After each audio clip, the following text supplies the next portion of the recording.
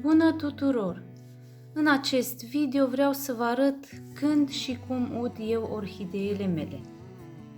De exemplu, această orhidee, când rădăcinile sunt gri, atunci trebuie scudate.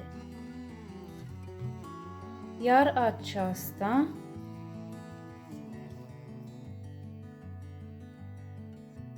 aceasta este deja udată.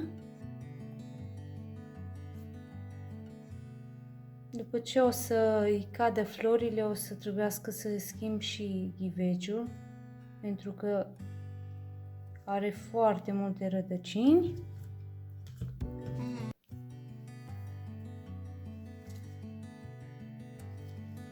Iar acum să vă arăt cum procedez eu.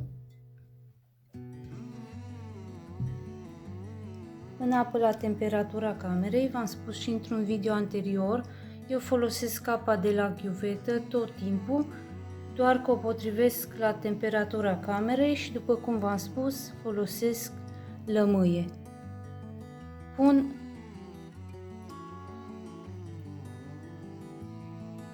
Pun între 3 și 5 picături, dar în cazul în care picură, de exemplu, 5, 6 sau chiar 7 picături de zeamă de lămâie, nu este nicio problemă. Amestecăm.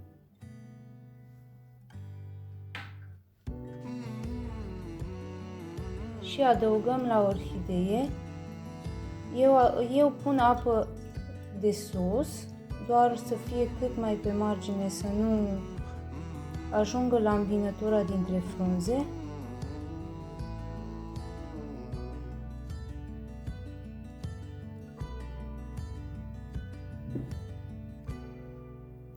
Să vă și arăt. Am pus apa până sus, doar să aveți grijă să nu ajungă la îmbinătura dintre frunze. De obicei, orhideele cu rădăcini multe le las aproximativ 15 minute, iar cele cu substrat mai mult le las între 5 și 10 minute. De exemplu, această orhidee are rădăcini mai multe ca și substratul. Am să o las aproximativ 15 minute. Să vă arăt una, de exemplu aceasta, deoarece are mai mult substrat, o las între 5 și 10 minute.